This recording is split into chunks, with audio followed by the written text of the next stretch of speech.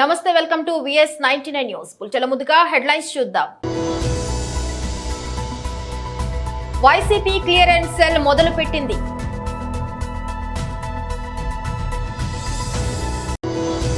నిరుద్యోగంలో రాష్ట్రం నెంబర్ 1. ఇది జగన్ రెడ్డి ప్రభుత్వం సాధించిన ఘనత. జాతీయ అధికార ప్రతినిధి కొమ్మారెడ్డి పట్టాభిరామ్ మీడియా సమావేశం. ఆర్టికల్ 370 రద్దుపై ING అలియన్స్ నేతల వ్యంగ్య మాటలకు కేంద్ర మంత్రి శ్రీ అమిత్ షా ధీటైన జవాబిచ్చారు. గోపాలపురం తహసీల్దార్ ఆఫీస్ వద్ద నిరసన శిబిరం ఏర్పాటు చేసి ఆ భూములపై CID విచారణ. డీటెయిల్ చూస్తే వైసీపీ క్లియరెన్స్ సెల్ మొదలు పెట్టింది. అందరికీ నమస్కారం అండి. ఈరోజు ప్రత్యేకంగా రాష్ట్రంలో పెట్టుబడుల్ని ప్రోత్సహించడానికి కోసం నూతన ఇండస్ట్రియల్ పాలసీ తీసుకొచ్చామని, తద్వారా రాష్ట్రానికి అనేక మంది పెట్టుబడిదారులు, పెద్ద పెద్ద ఇండస్ట్రీస్ ఇవన్నీ కూడా తరలి వస్తున్నాయని పదే ముఖ్యమంత్రి గారు అనేక సందర్భాల్లో చెప్పడం మీరందరూ కూడా గమనించి ఉంటారు. సుమారు 13 లక్షల కోట్ల రూపాయలతోటి వీళ్ళు MOUలు చేసుకుని గ్లోబల్ ఇన్వెస్టర్స్ సమ్మిట్లో రాష్ట్రానికి ప్రత్యేకంగా యువతకు కనీ వినియరిగిన రీతిలో ఉపాధి కల్పిస్తామనేది వీళ్ళందరూ కూడా చెప్పుకుంటూ వచ్చారు. అయితే స్వర్గీయ రాజశేఖర రెడ్డి గారు ముఖ్యమంత్రిగా ఉన్నప్పుడు 2007లో భారతదేశంలో ఆ రోజు వచ్చిన SEZ విధానాన్ని మన రాష్ట్రంలో కూడా ప్రోత్సహించడానికి కోసం అనేక మంది వ్యాపారవేత్తలకు ప్రత్యేకంగా ఆహ్వానించి ఆ సంస్థల్ని ఇక్కడ మన ప్రాంతాన్ని అభివృద్ధి చేసుకునే విధంగా వెనుకబాటుతనం ఏ జిల్లాలో కూడా లేకుండా దాన్ని స్ప్రెడ్ చేస్తూ రాయలసీమలో కానివ్వండి, నెల్లూరు జిల్లాలో కానివ్వండి, ఉత్తరాంధ్రలో కానివ్వండి వీళ్ళకి కేటాయించిన భూములు ఇవన్నీ కూడా రాజశేఖర రెడ్డి గారు ఆ రోజున 2007-8 సంవత్సరంలో చాలామందికి ఇచ్చారు. మరి అదే రాజశేఖర రెడ్డి గారి బిడ్డ జగన్మోహన్ రెడ్డి గారు ముఖ్యమంత్రి అయిన తర్వాత ఈ కంపెనీలన్నింటినీ కూడా ప్రత్యేకంగా వీళ్ళని వేధించి పెట్టుబడులు పెట్టే విధంగా వాళ్ళని ప్రోత్సహించకుండా, వాళ్ళకి ఏమాత్రం కూడా సరైన రీతిలో ఒక మంచి పరిపాలన విధానం తీసుకొచ్చి మరింత ప్రోత్సహించే విధంగా చేయాల్సిన బాధ్యత లేకుండా వాళ్ళ ల్యాండ్స్ అన్నీ కూడా తిరిగి ప్రభుత్వం తీసేసుకుంటుందని బెదిరించుకుంటూ వీళ్ళు ఒక కుట్రపూరితంగా అనేక అంశాలపైన వీళ్ళు చేసుకుంటూ వచ్చారు. ఎక్కడ కూడా ఒక స్టేబుల్ విధానం లేదు, ఒక స్టేబుల్ పాలసీ లేదు. డిసిషన్ మేకింగ్ ప్రభుత్వ స్థాయిలో జరిగినప్పుడు ముఖ్యమంత్రి గారి సమక్షంలో క్యాబినెట్లో ఖచ్చితంగా ఆ విధి విధానాలకి లోబడి వీళ్ళు తీసుకునే నిర్ణయాలు ఇతరులు కూడా ధైర్యం నింపే విధంగా, వాళ్ళు కూడా మన రాష్ట్రానికి వచ్చే విధంగా పెట్టుబడులు పెట్టడానికి వీళ్ళు తీసుకోవాలి.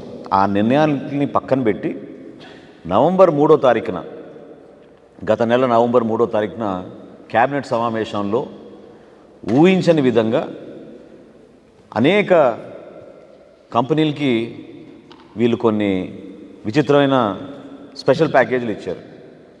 ఇది ఏమనిపిస్తోందంటే, ఒక రీటైల్ స్టోరు మూసేసే ముందు క్లియరెన్స్ సేల్ అని పెడతారు.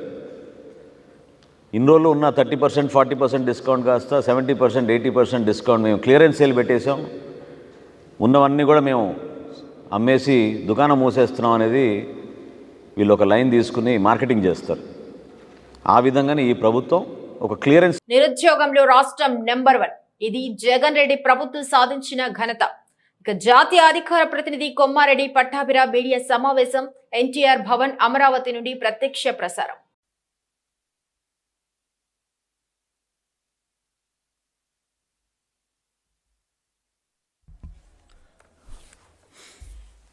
అందరికీ నమస్కారం.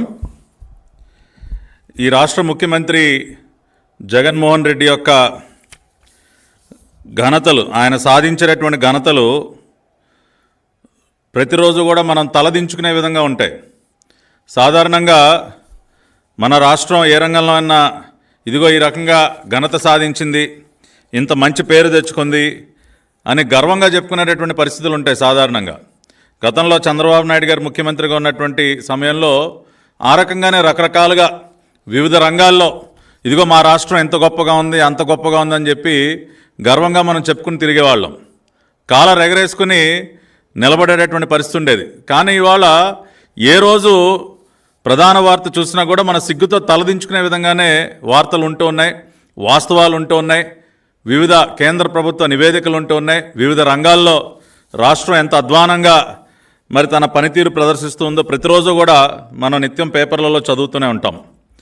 మరి ఆ కోవలోనే ఈరోజు మళ్ళీ మనం ఒక కొత్త నివేదిక యొక్క ఫలితాలు పీరియాడిక్ లేబర్ ఫోర్స్ సర్వే ఏదైతే మరి కేంద్ర ప్రభుత్వం ప్రతి సంవత్సరం కూడా నిర్వహించినటువంటి ఈ సర్వే ఏదైతే ఉందో మరి ministry of statistics and planning వారు నిర్వహించినటువంటి ఈ సర్వే, ఆ సర్వే నివేదిక తాజా నివేదికలో కొత్తగా ఒక అంశం ఏం బయటపడిందంటే దేశంలోనే మరి అత్యధికంగా చదువుకున్న యువతలో నిరుద్యోగులు అత్యధికంగా ఉన్నది మన రాష్ట్రంలోనే అని చెప్పి ఈరోజు వార్తాపత్రికల్లో ఉన్నటువంటి ప్రధాన హెడ్లైన్.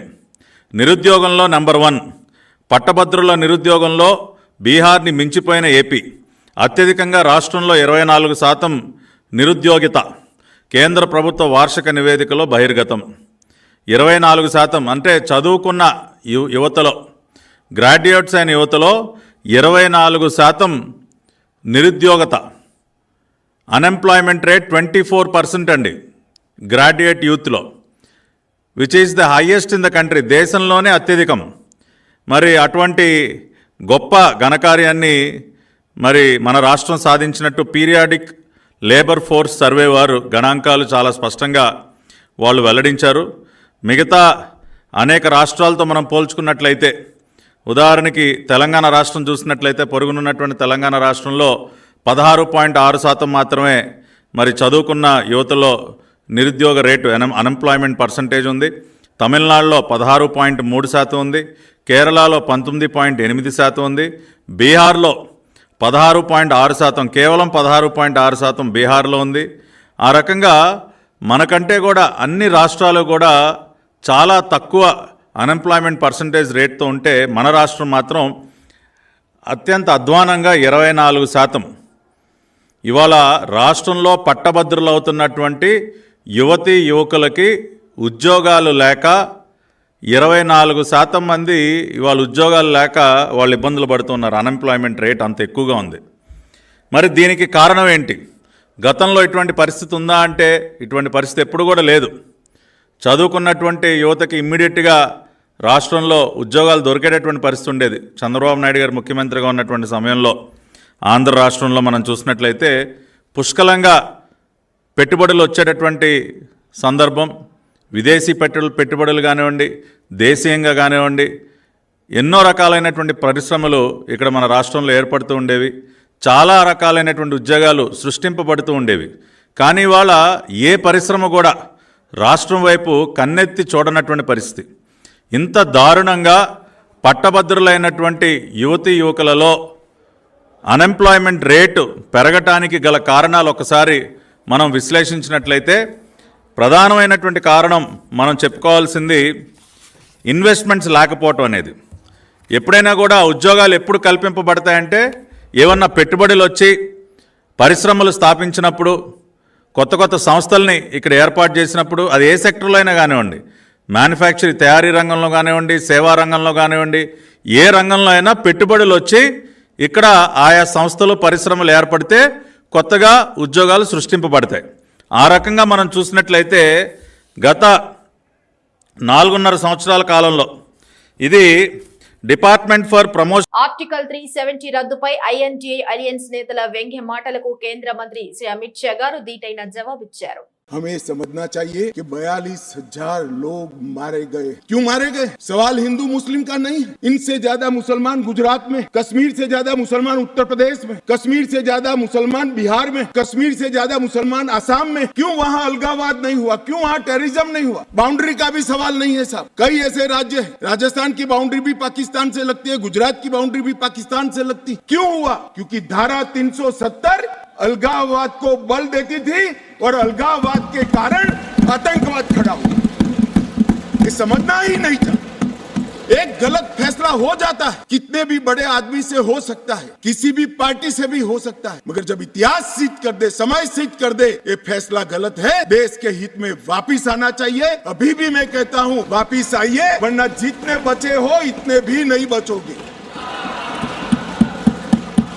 अगर अभी भी इस फैसले को चिपक कर रहना चाहते हो तो देश की जनता देखती है 2024 में दो हाथ भी हो जाएंगे और जनता का परिणाम भी आ जाएगा और मोदी जी तीसरी बार प्रधानमंत्री।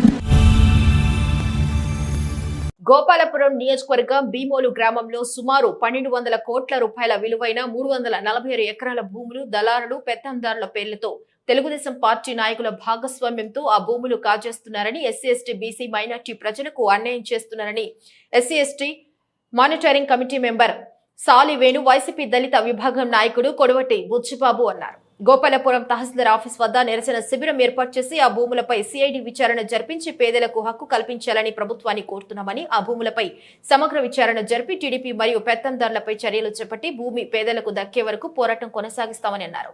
కుల నిర్మూలన పోరాట సమితి జిల్లా అధ్యక్షులు ఎం జాన్ రాజు తమ మద్దతు తెలియజేశారు. గోపాలపురం ఎమ్మెల్యే తలారి వెంకట్రావు, వైసీపీ నాయకులు గణమనేని వెంకటేశ్వరరావు శిబిరాన్ని సందర్శించి సమస్త పరిష్కారానికి కృషి చేస్తామని అన్నారు.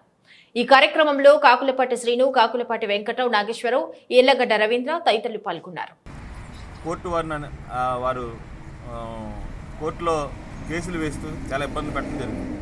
అయితే ఇందులో 2014లో తెలుగుదేశం పార్టీ ప్రభుత్వం వచ్చిన తర్వాత దీనిపైన కన్ను వేసినటువంటి మాజీ ముఖ్యమంత్రి నారా చంద్రబాబు నాయుడు కుమారుడు, మాజీ మంత్రి అయినటువంటి నారా లోకేష్ ఈ 1200 కోట్ల రూపాయలటువంటి ఆస్తిని కాజేసి తన సొంత లబ్ధి కోసం ఉపయోగించుకోవడం కోసం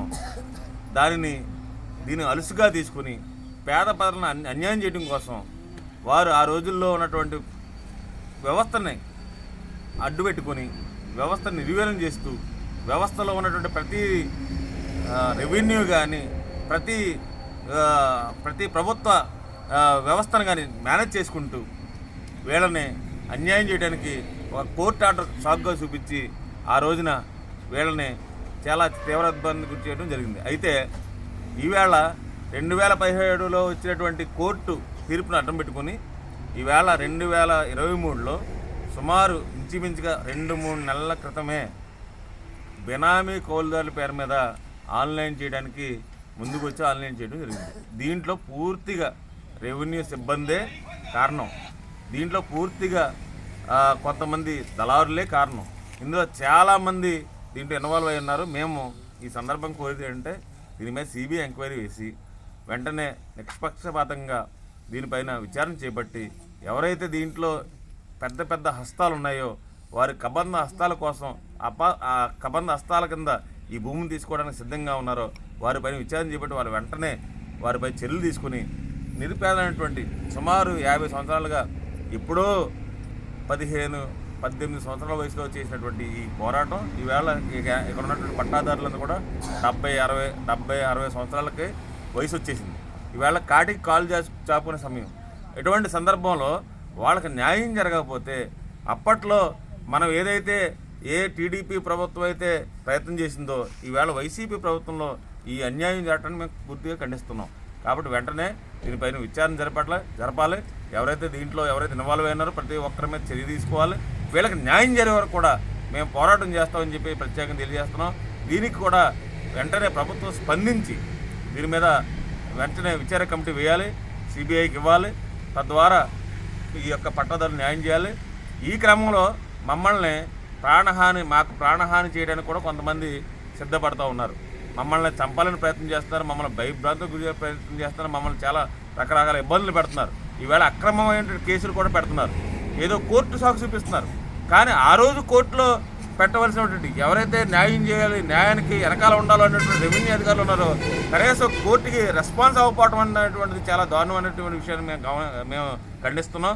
దీని మీద తప్పకుండా ఎవరైతే రెవెన్యూ ఉన్నా, దీంట్లో ఏ అధికారి ఉన్నా, ఎవరి పాత్ర ఉన్నా ఖచ్చితంగా శిక్షించాలని పేదలకు న్యాయం చేయాలని ప్రత్యేకంగా కోరుతున్నాం.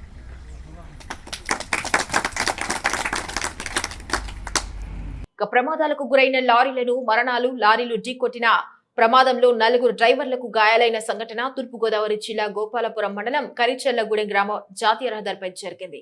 కరిచెల్లగూడెం గ్రామ జాతీయ రహదారిపై అర్ధరాత్రి సమయంలో 2 లారీలు ఎదురెదురుగా ఢీకొట్టుకున్నాయి. ఈ ప్రమాదం జరిగిన కొద్ది సమయం తర్వాత ఆ దారిలో వస్తున్న మరో 4 లారీలు వెనుకగా ఈ లారీలను ఢీకొట్టడం జరిగింది. ఈ ప్రమాదంలో 4 లారీ డ్రైవర్లకు గాయాలయ్యాయి. వీరిని 108 వాహనంలో రాజమహేంద్రవరం ఆసుపత్రికి తరలించారు. జాతీయ రహదారిపై ప్రమాదం జరగడంతో కొద్దిసేపు వాహనాలను నిలిచిపోయాయి.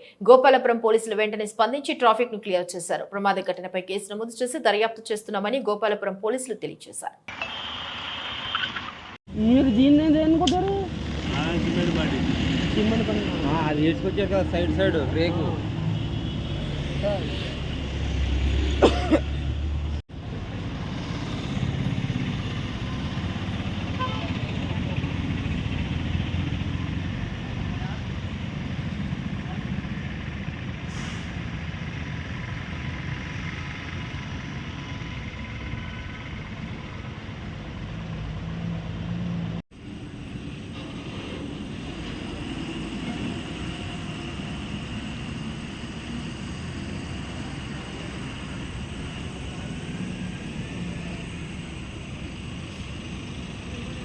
నందిగామ పట్టణం ఎంఆర్ఓ కార్యాలయం ముందు రాష్ట్ర ప్రభుత్వం తమ సమస్యలను వెంటనే పరిష్కరించాలి అంటూ అంగన్వాడీ హెల్పర్లు మరియు వర్కర్లు చేస్తున్న నిరవధిక సమ్మెకు మద్దతుగా బుధవారం నాడు జనసేన తెదేపా నేతలు తెదేపా రాష్ట్ర అంగన్వాడీ సెల్ అధ్యక్షులు శ్రీమతి ఆచంట సునీత గారు, జనసేన నందిగామ నియోజకవర్గ సమన్వయకర్త శ్రీమతి తమ్మళ్లపల్లి రమాదేవి గారితో కలిసి వారి దీక్షకు సంఘీభావం తెలియజేసిన మాజీ శాసన సభ్యురాలు శ్రీమతి తంగిరాల సౌమ్య గారు. నా అక్క నా చెల్లి అంటూ వారికి తోడుగా ఉంటాను అంటూ తన బూటకపు మోసపు మాటలతో జగన్ రెడ్డి అంగన్వాడీ మహిళలు నమ్మించి మోసం చేశారు. తెలంగాణ రాష్ట్ర ప్రభుత్వ జీతాలు కన్నా నా అక్క చెల్లెళ్లకు రెట్టింపు జీతాలు చెల్లిస్తానని జగన్మోహన్ రెడ్డి చెప్పిన మాటలు నిజం కాదా?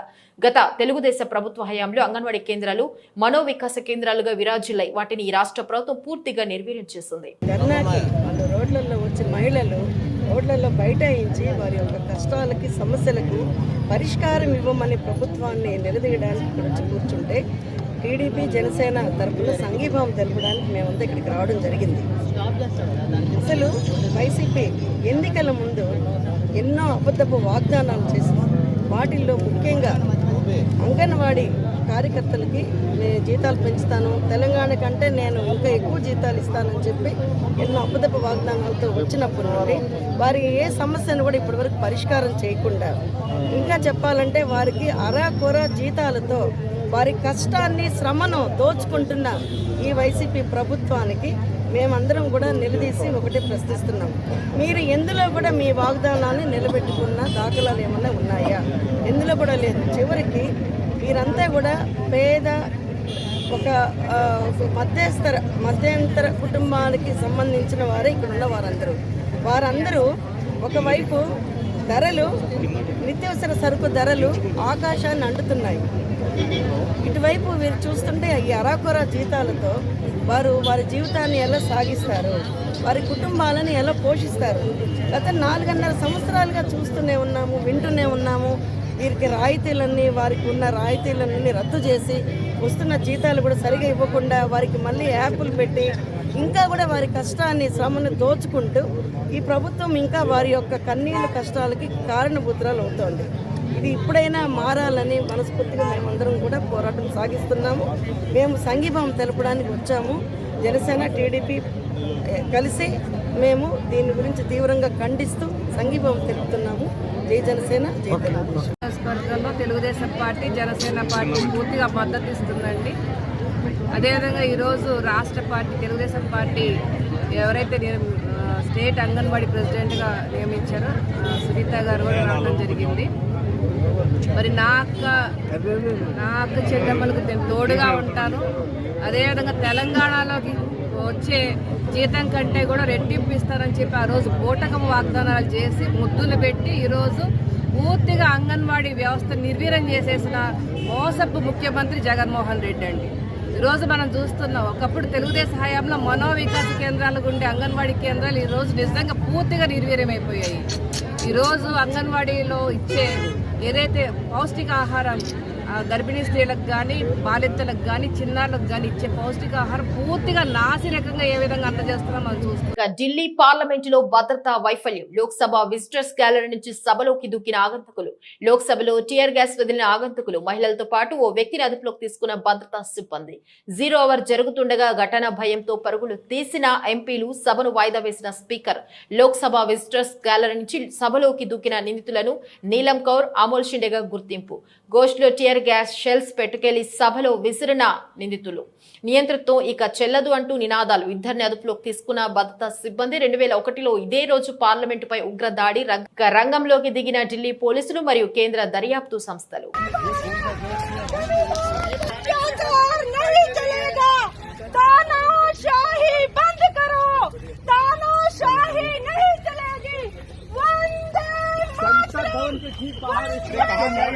ప్రతిరోజు రికార్డు స్థాయిలో అయ్యప్ప భక్తులతో శబరిమల మారుమోగుతున్నది. ఇంతటి జన ప్రవాహం గడిచిన 30 సంవత్సరాల కాలంలో చూడలేదు అని భక్తులు, ట్రావెంకర్ దేవస్వామి బోర్డు, కేరళ ప్రభుత్వం కూడా ఆశ్చర్యపోయి గమనిస్తున్నారు.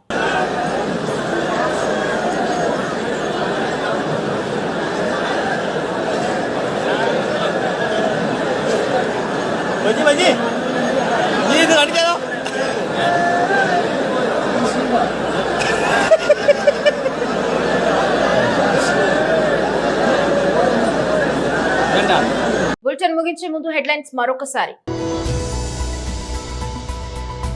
వైసీపీ క్లియరెన్స్ సెల్ మొదలు పెట్టింది.